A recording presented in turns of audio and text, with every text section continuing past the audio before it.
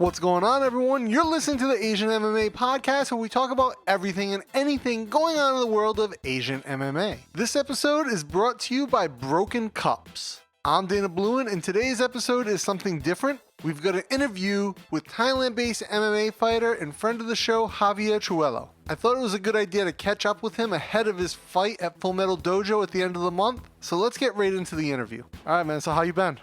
Dude, I've been great, man. Just one more hard week of training, and then showtime, man. Fight week is right. It's right around the corner. Yeah. So Javier, you're fighting another guy out of Monarchy, right? Tell me about the fight. Yeah. So John hit me up. believe it was like a week ago, saying we believe we got a guy for you. He's gonna be out of Monarchy MMA. So that was the Monarchy is like where they also have Mehdi. And Mehdi's the coach there. Yep, and he's a wrestling coach there. And for my professional career, they have a win over me. And even though I'm not fighting Mehdi, the fact that I'm fighting this gym, it kind of at least sets the record straight. I want to be 1-1 with these guys. And knowing that I think Mehdi got signed to One Warrior Series, so I think any chance at a rematch isn't going to be in the very near future at all. So this is the closest thing I can get. Unless you get signed with one, right? Unless I get signed with one. But when it comes to them, I was approached by them actually before taking this fight. So. Oh, really? They approached you for to get you signed up? They wanted me to sign with their One Warrior Series. And with their development league. Yeah, exactly. And I was interested in it, and he told me that the promoter that I talked, or the guy on their end, had told me that they had a few shows coming up, and they were interested in having me on one of them. And I already explained to him that I was going to be fighting for FNB, but they really wanted me on this card, I believe, that would just pass, which was in August. The Bangkok card? No, it was not for the Bangkok, for the Singaporean one, for the One Warrior Series. They wanted me to fight OWS in early August. They wanted me to fight in the some kid from Australia on it, but I just said it was a little too close, and I didn't have the money to get a CT scan. And what kind of made it iffy was that wasn't even so I had to pay out of my own pocket. And then if everything was approved, then they would give me the fight. So it was kind of like I just moved up here, so it was kind of like, well, I'm trying to still settle myself. I don't have that much money just to fork over and not even be guaranteed a fight. So that's a tough one. You're training with Team Quest up there, right? Yeah. I'm training with the guys up here now. This will probably be like my third month training with them. And, man, I'm loving it, dude. These guys are great, dude. I really love the team here. It's not as big of a camp as like what's going on in Phuket, but I never came from a big camp. I feel when you have, a minimum of 10, 12 guys on a mat is more than enough, and as long as they're hardworking dudes, and all these guys are extremely talented here, I felt like I'm improving greatly, man, since the last time we talked, shoot, man, I even got my brown belt the other day. So. Yeah, I saw. Congratulations. Yeah, thanks, man.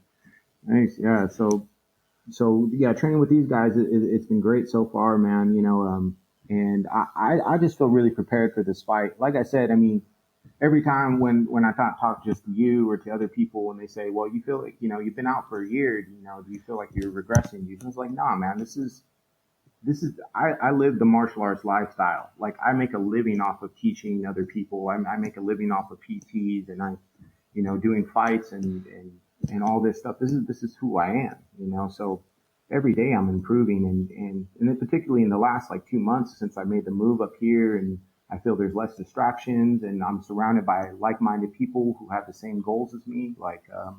I feel really elevated in my game, and I can't wait to put on a great show for everybody, man. Come back to Bangkok with a stronger mindset, and I feel a better skill set than I had before. So what precipitated the move up there for you? Well, man, I ended up moving up here because my visa was up with Elite, and when we were going to go to renegotiate, they wanted me to do more like exercise group classes type thing, and wanted me to cut back on the jiu-jitsu program, and then they said that they wanted to cut the MMA program completely and have all of the sponsored fighters start paying. So that basically meant, most fighters don't have money.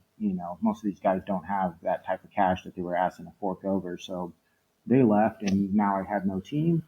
and I wasn't going to be teaching as much jiu-jitsu as I wanted to. And, I mean, I'm a certified personal trainer as well, but I just, that's not where my heart is, And so if I wasn't going to be coaching full time as I thought the original agreement was going to be, I said, listen, guys, I have to move on. And, I'm 29 years old, I'm still in my prime, and, I still want to continue to fight. It's still in my heart. I thought I wanted to coach full time and eventually run a 10th Planet school there, but I still feel in my heart, man, that I'm still a fighter and I still have a lot to prove, Nice. So you basically packed up, left Bangkok, moved to Chiang Mai to essentially train full time and be a full Yeah, time fighter. and a lot of things synchronized at the same time. My very first friend that I ever made when I came to Thailand, he married a Thai woman, started a business up here, and he had asked me what had been going on down there and how I was doing. I kind of explained to him the situation. He's like, "Why don't you come up here? And, I'll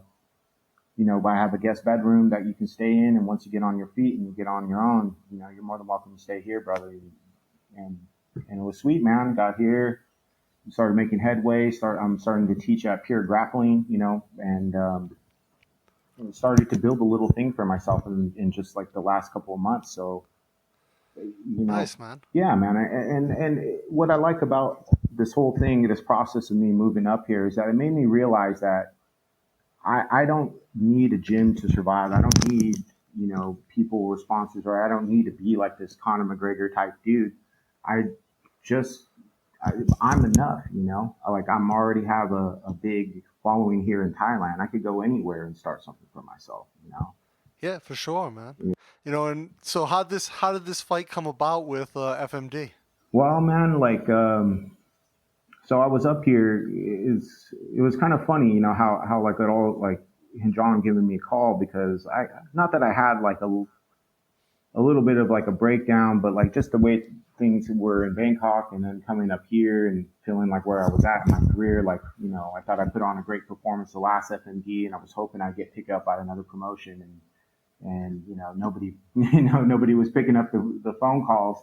So I felt like I was in a little bit of a slump, and then getting up here, I kind of had just like a moment where like I kind of felt really broken down. It's like, well, I'm 29 years old, and this is what I came out here to do, and so what am I going to do about it? So I kind of got depressed. I had one night out, and long story short, I just had a night out on the town, and I show up with scratches all over me, a busted hand, and like a little T-shirt that I wasn't wearing before. A little extra small Sounds like a T-shirt good on the night. side of the highway at 5 a.m. with my hand, with my hands in, with my head in my hands, and just wondering like, what am I doing with my life? And in that moment, I had realized, you know what, man, you're exactly where you need to be. You're exactly where you need to be with your career, and you're exactly what you wanted to do. And I think, like, I want to just not only just express this to you, but express this to any fighter that's listening to this, or anybody that wants to pursue this. Know that you're probably not going to be a Conor McGregor. You know that this sport that we're in is like being a musician. I've known a ton of great guitarists, a ton of people, and they've never been picked up because maybe they don't have the right haircut, maybe they don't know the right people. It's just the way of the world, And so it's the same with this martial arts, man. You got to do it because you love it. So like for me at the beginning, it was like, okay, I want to be the UFC champion. I want to be the baddest man on the planet, And it's like, okay, well, what would that mean? I get the belt. I'm the baddest man on the planet. The day after, what would that mean? What would that goal have said? And it was like, well, if I had all these things, I would get to wake up in the morning. I would get to train. It's like, what would that mean for me, right? What would, if I became a superstar, a Conor McGregor, of any of these dudes, what would that mean for a day-to-day basis if I got that goal? And it was like, I got to get up in the morning. I got to train.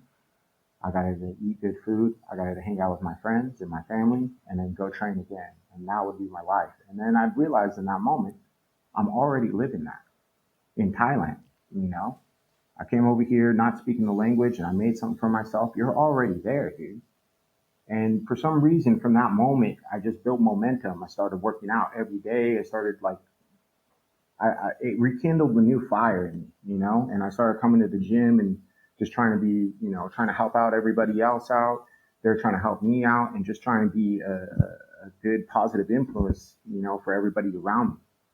And ever since that day, dude, I just felt like everything is just building and building and building. I'm already at where I've always wanted to be. I made my goal and I'm happy with that. And now I get to show everybody come August 31st what I've been doing. So now you're kind of at peace with where you're at. You feel your training is going well. Yeah. I mean, what's your game plan coming into the fight? Man, dude, the thing is that there's so many ways I can finish him. I've finally come into my own in my striking, where I feel like I just know what the game is going on. I can read people now. I can understand it, and that was always my biggest fear, was the striking part of MMA, and now I've embraced it completely. Going to some of my old coaches, I used to train at a gym out here called Santai, and I picked up a few little tricks that when I was when I first came up here, I just never picked up on, and now I can see them, and now I can embrace it. And then training with the guys here at Team Quest, I love it, man. Jack Ferguson, Amr, freaking Big Jack, Little Jack, dude, they're all about freaking adjectives here. All these guys, man, are just hungry, and they want to train all the time. I'm living off site with like a couple other guys in a condo. We'll knock on each other's door. Yo, dude, you want to go do some sparring? You want to go do some drilling? And I love it, man. It's like I'm really living the fighter's life. Yeah, that's a tight-knit group up there at Team Quest. Dude, and I know their style seems like just kind of a good match for you and the way you fight. Absolutely, man. And I think that's why like my game has been elevated so much. So if we stand on the feet, I'm going to knock that dude out, I mean, I've been watching his videos and I've been reading them, and there's nothing I haven't seen from him before. I know that he has been training for about 5 years, 6 years. I've been training twice as much as that. And just seeing him, I can read what he's gonna do. And if he does shoot on me, I'm gonna Jorge Masvidal him for sure, dude. I've been repping a lot of knees. He likes to take a lot of shots randomly and doesn't set them up. So if he doesn't show one up, he's gonna pay for it. And if he does get me to the ground, he's even more fucked. You think you've got the answer no matter where the fight goes? Bro, man, I've been doing this for a long time. I've trained with world champions. I've trained with the best people. I've lost fights. I've been down and I've come back. I feel, and as a man, like I feel like I've matured, so I know how to deal with adversity. If something were to happen in there, I know how to come back from it now. For sure, man. For sure. Now, do you plan to be more active now that you're up at Chaingmai, you're training with Team Quest? Do you plan to be more active than you previously were at Elite? Absolutely, man. I mean, that was the thing. It's just that, once the team was away, then the guys all went their separate ways, and for me here, there's more connections. These guys have connections. Like I might possibly be fighting at the end of September in Egypt on one of the Brave cards. Oh, wow. Yeah, so, and then possibly taking a fight in the Philippines with 2 other guys that are also going to be fighting from Team Quest that are going to be fighting over there. So I think being out here, I've established more connections for other promotions as well. So hopefully something works out with that, man. If not, I've been thinking also for the last couple of months is, you know what, dude, like who has it right and who I think a lot of other fighters, particularly out here or anywhere, should be following is Will Choate, man.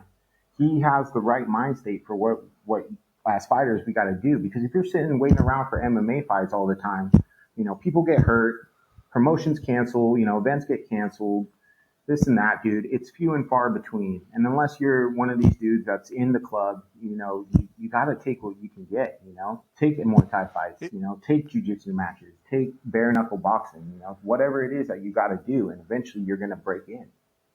Yeah, that's a high frequency game he's playing though, man. That's no joke. It is true, man. And I mean, he's more of a striker and that's his background. Whereas where I would rather compete more in jiu-jitsu tournaments, which I have been doing over the last year. Any tournament that's been coming up, I sign up for it, And absolutely. And I've been winning a lot of them, man. And I feel like the confidence in my jiu-jitsu game has gone up high. And what's kind of cool about Asia as of lately, because jiu-jitsu is becoming so popular in the last couple of years, I see that there are money tournaments and super fights all the time. So, I've already got in a few money tournaments and won some cash. And it's like, well, sweet, man. Like, Siam Sub Series, Alex Shields tournament. The last one I went to, it was $15,000 to win your division, another $15,000 if you won absolute, and then you got prizes as well with that. So you could walk away with $1,000 or 30,000 baht in your pocket, and a few other kickbacks, you know? That's more than I've made for an MMA fight. Nothing wrong with Yeah, that. man. Nothing wrong with walking away with some cash. Yeah, and they're doing like a lot of these quintet styles in like Taiwan where they're paying them like, you know, $6,000 worth of cash split between three dudes. That's $2,000 each, man. So It's not yeah, bad. so the grappling scene is picking up here, and I think my style, you know, I wreck anybody in a sub-only style. So, you know, for me, that's going to be my avenue. That's where maybe striking so much, not going to be my forte, unless it's bare knuckle boxing. I definitely want to take a bare knuckle boxing fight. Yeah, you're down for bare knuckle? Yeah, man, absolutely. One, I think it's safer. I know people think I'm crazy for thinking that, but it is safer. Yeah, there's more cuts, but on the end of the day, you have to be smarter about the shots you pick because you could break your hand, you know, if you hit the top. Well, also, yeah, more broken hands in that game as well. Yeah, but I feel I never really swing wild anyways. I feel like I'm very calculated when I pick my shots. And I have a lot of confidence in my boxing game, particularly for their style, man. Like I looked over the rule set and I thought, you know what, I think I can excel in this style of boxing because they do allow you to grapple a little bit. They do allow you a little like clinch fighting in the pocket there. And you can collar tie, you can do all sorts like that. And it's like, man, dude, I already box like that. I can do this. Is there anyone throwing bare knuckle in Asia? Well, I mean, I don't know if I'm supposed to be saying that, but like I know John is trying to bring it, and I'm trying to do everything I can to help him bring it and bring awareness to it here in Thailand. You know, I would love to be one of the first guys to be sanctioned fighting bare knuckle boxing in Thailand for sure. It'd be interesting. I mean, they already do bare knuckle Muay Thai, or they use the ropes, so it's not that big of a departure. Yeah, absolutely, man. So like, I think I could do very well in that, you know, and you have to pick more shots to the bodies and because we wear small gloves in MMA anyways, I don't really see the difference in danger, you know, like if anything, I do feel it is safer because you do have to worry about breaking your hand. So you can't be doing all these crazy shots on people. You have to be smart. Yeah, I mean, there's definitely that aspect to it. You can't throw everything every shot because, like you said, you will break your hand. Yeah. Now, I know last time we talked about a year ago, you were interested in trying to get on Risen's radar. Yeah.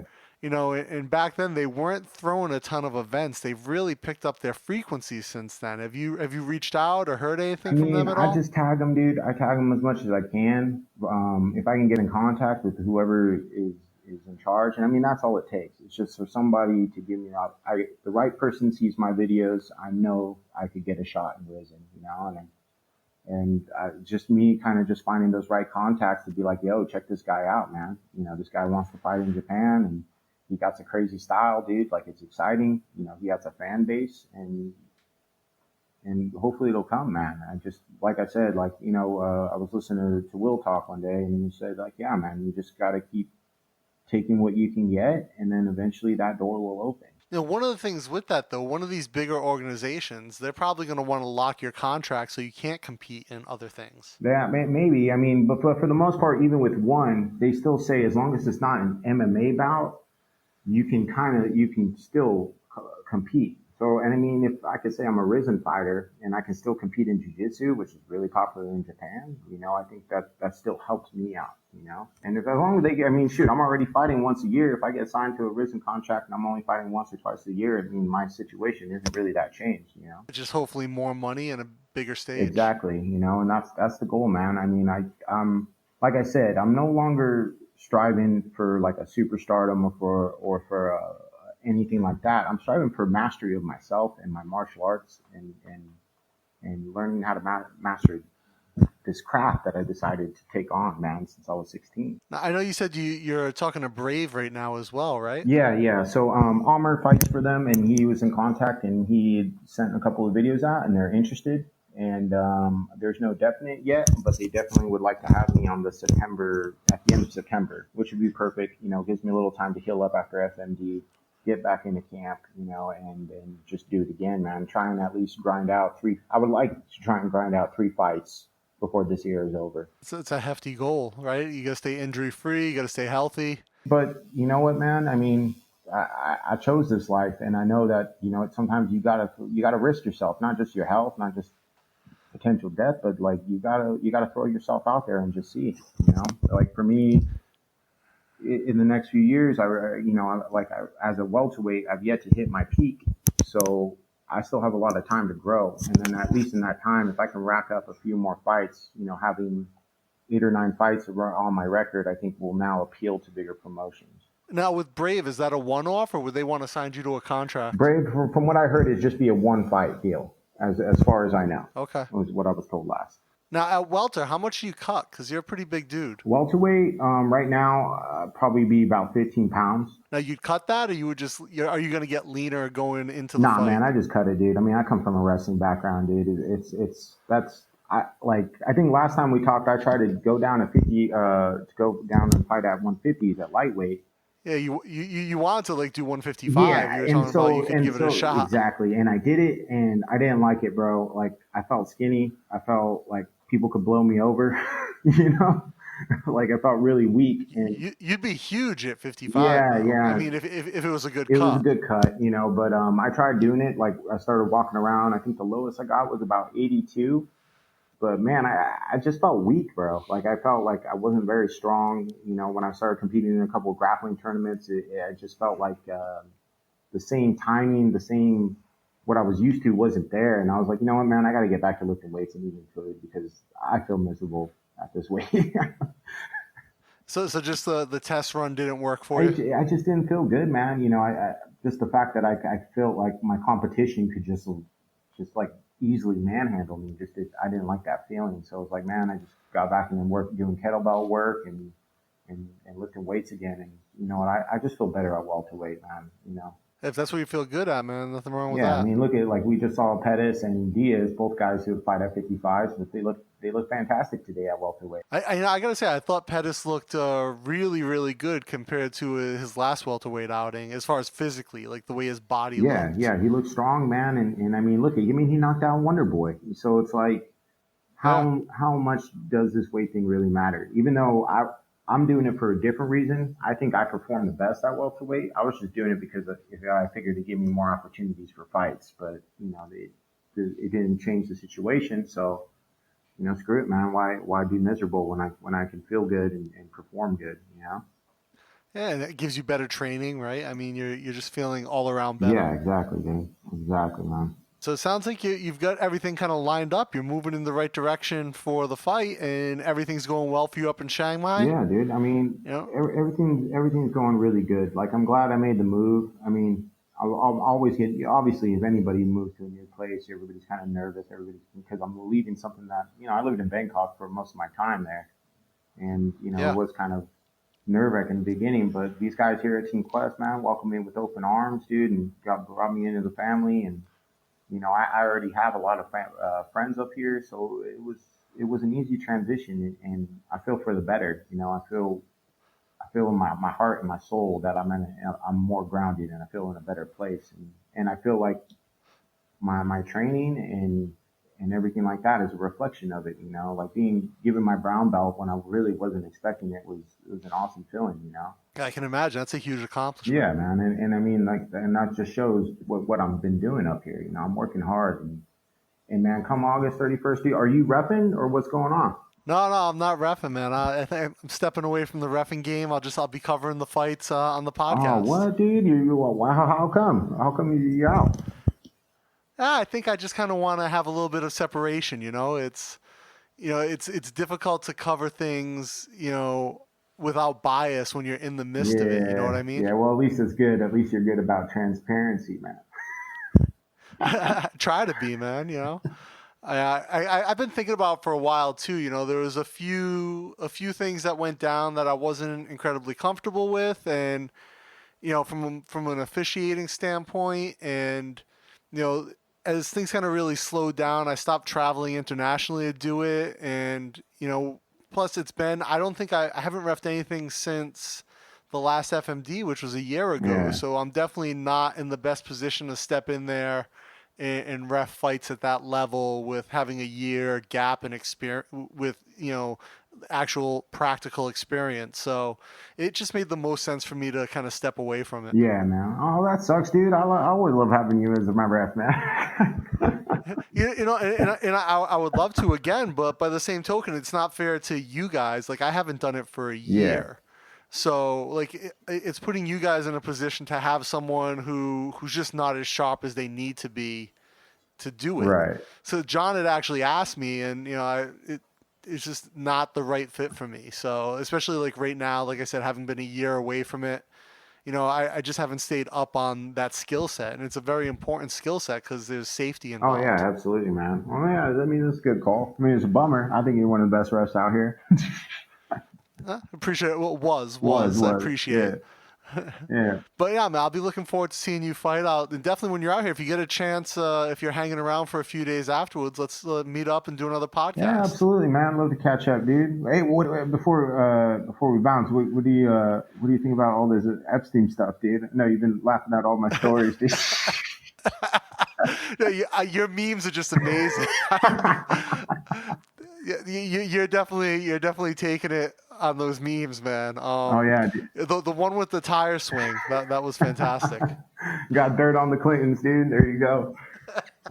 Oh man, yeah. Yeah, it's a weird story, man. It's crazy, but yeah, I don't know. I don't buy into all the conspiracy stuff, but at the same time, it's kind of hard not Bro, to. I mean, that's the thing. It's like, I mean, not that I was like always like a closet conspiracy guy. It's just that like for me, I always knew like the government was always up to some corruption stuff, and the CIA always like goes in and messes up with governments. But like when and then it gets to a certain point where you're talking about lizard people and satanic pedophile rings, and it's like, all right, dude, maybe it's time to not delve any further. But then like once you kind of start hearing all this stuff coming out, it's like, holy shit, dude, fucking these crazy tinfoil hat motherfuckers are right, bro. This stuff is actually going on.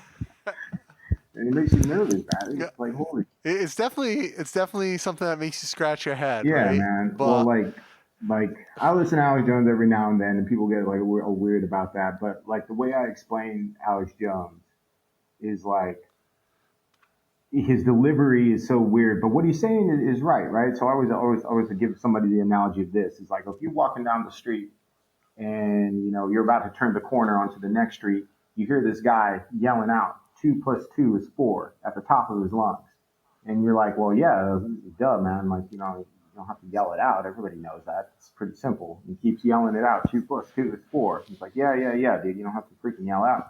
And you turn the corner and you see it's a homeless dude naked shoving quarters up his ass saying it. Does it still change what he's saying? Does it change the fact that what he's saying is true?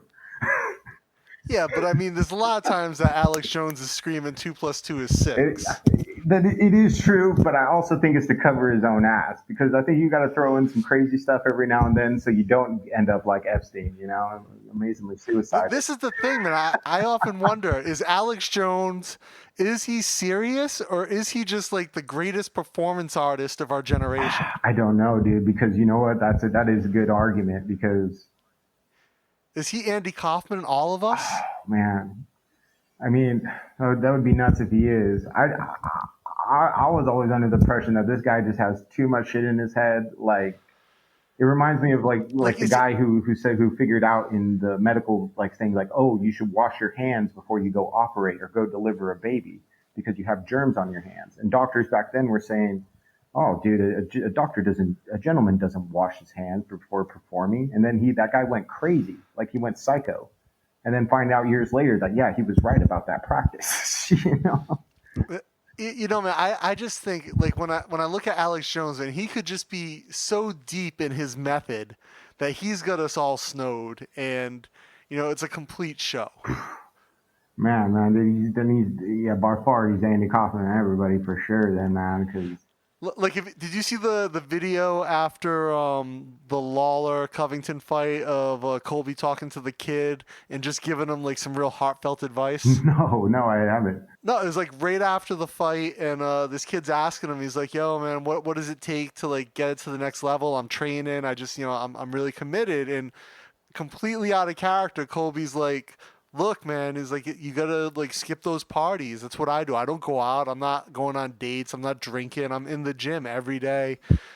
completely out of character. I mean, I think a lot of us know Kobe's in Oh, character because he's sort of bad at playing the character that he's playing, but he's good at it in a certain way. He broke character, and like I think for a lot of people who thought that was really his personality, who haven't been following his career before he was doing that, they were like, "Oh my God, that's crazy." But the reality is, he is trolling us.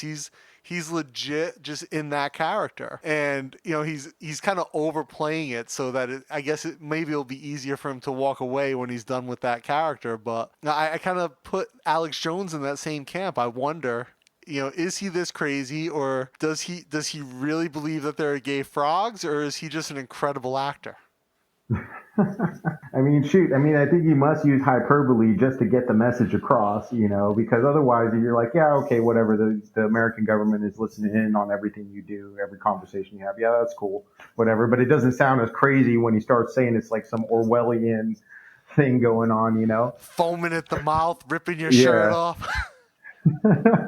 that's right. It's just he takes it to another level. Yeah, you're right, man. And then like with Colby too, like that's another example, man. Like some of the guys out here in Team Quest, because it's an Oregon-based place. A lot of the guys knew Colby, and they said the same thing. That if you meet him in person, he's a nice guy, dude. He's very well spoken. He comes from a good family and this and that. And he even said like, yeah, that this is a character because nobody wants to make me be a nice guy. Nobody likes that.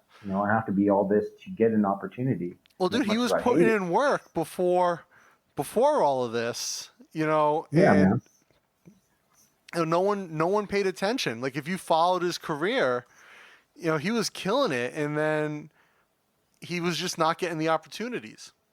Yeah, exactly. And I think, and I mean, for guys like me who thought that what gets you to the game is your skill set, you kind of slowly start realizing when you're looking around and you go to different camps after a while, you start realizing, oh wait, some of the best guys don't always get those opportunities. It's just because this guy has this look, or maybe he's funny, or whatever he does, he gets the opportunity. So it's not based off of skill set. And I think at the beginning when Conor McGregor was on his march, he had realized that. He's like, oh, all these guys aren't training as hard as they say they are. They're all lazy fucks. So if I put in the work, I can take over this whole place. Dude, That's Colby what I is kind of, 15-1, right? yeah, 15-1, and he was just running through people in the UFC. He's got one loss in the UFC, and then he's beaten a bunch of really high-level guys. No yeah, one started to even pay attention to him until he beat Dos Anjos, and he started this Colby Covington character. yeah, with the MAGA hat and everything and the girls and stuff. And it's like, yeah, man, it's like, but, I mean, at the end of the day, and this is why I like John as like, as somebody who like I fought for his promotion for all my professional career. And what I like about him is that we hang out and we do talk, and he does give me advice on what I should be doing. And he's like, well, bro, you're an entertainer first and foremost. Yeah, you're an athlete. Everybody knows you're a good athlete. You're a good fighter, but you have to entertain people. And if people don't want to, if you can't get people to watch you, it doesn't matter how good your skill set is. I mean, And John's it's a like, character himself. I mean, I believe John is a method actor, and he is always, always keeping kayfabe alive. yeah, yeah, absolutely. And I mean, and then for me, once I kind of realized I built up this skill set, yeah, you can do that because, I like professional wrestling, man. I'm a big fan of it coming from a catch wrestling background, but I like pro wrestling. It's like, yeah, dude, why not? Why not be like this a little bit of a character, dude? If that's what helps get me the fights that I want, then I have no problem doing it. And everybody already kind of puts me, if maybe it's just the way I look, as like a Diaz or a Masvidal type guy. I mean, shit, that's where I did grow up, like, yeah, I can be hood too, dude. So yeah, man, I can talk shit with these fools and then smack their ass up and Hey, talk you shit you to grew them up in in the cage. SoCal, right?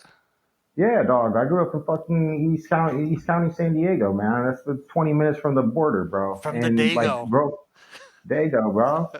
And I mean, and then growing up there, dog, when you're a Mexican, like half Mexican kid, half native kid, and you don't speak Spanish, you always fighting with the fucking immigrant guys all the time because of the fact you don't speak Spanish. Because these motherfuckers always calling you a coconut, they calling you this and that, and then you gotta tell them, well, fuck you, bro. Maybe you should speak English. And so that's why I grew up fighting, bro. That's how I always grew up fighting people, It's that life. And Yeah, man. And then like with this shit with the Monarchy guys, like we started a little bit of beef on the fucking Facebook because they posted, I think it was, I don't know what ass clown from Asian MMA posted a photo of me getting bashed in the face at their headline for the announcement for me and Mustafa fighting. One of the guys starts I think saying, that's your boy look Goiter. how, yeah, dude. Well, I don't know, no personal thing, but I thought it was a little fucked. I don't disagree. I thought that was definitely an interesting photo to choose as the headline for that. Yeah, man. So then it's like, oh, okay, man. Well, they're trying to pitch me like I'm the fucking chump, and that dude that freaking just KO'd me got KO'd by Glenn and got knocked out in one Warrior Series. So it's like, well, you know what? Everybody's like trying to clout chase on me. I'm a hard worker. I put on exciting fights, and now everybody tries to hop on my bandwagon, tries to hop on and get all my people, dude. And the thing is, at the end of the day, you guys ain't nowhere near the fighter that I am. The only reason I lost that fight, you thank God that your cup broke, bro. You know what did I ever tell you right after the last FMD 16, before he got up to fight Glenn, I tossed him a freaking Thai steel cup, bro. And a baby one, too. An extra small one I made. I said, here, man, just in case you need this, I brought this for you. In Thailand, that's called large. That's called large. Hell yeah, dude. Extra large. So really, you threw him a steel cup, huh? Yeah, man, right before the fight. They're like, hey, bro, that's for you, just in case you need it. That's yours.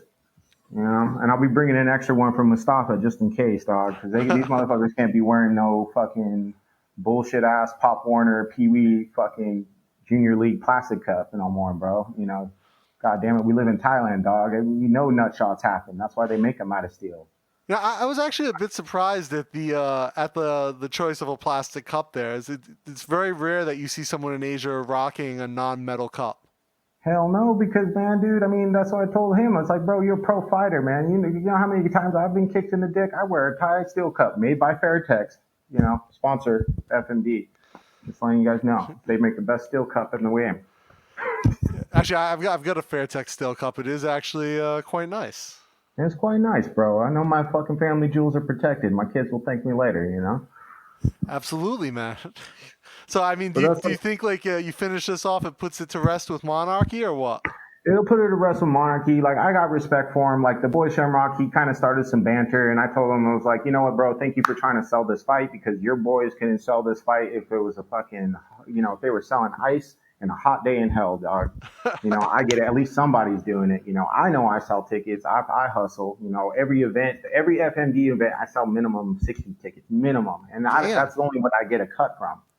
I know I get a ton of more people that come last minute all the time. So, and when I look on the Facebook readings and I look on that, I move the meter, dude. So I know I'm the star. I know I'm who everybody comes to watch, So if these guys want to sit there and ride my dick and say like, Javi ain't shit, we're going to post this picture of him. It's like, well, fuck, bro. Let me show this picture of Glenn get whooping your boy's ass right now.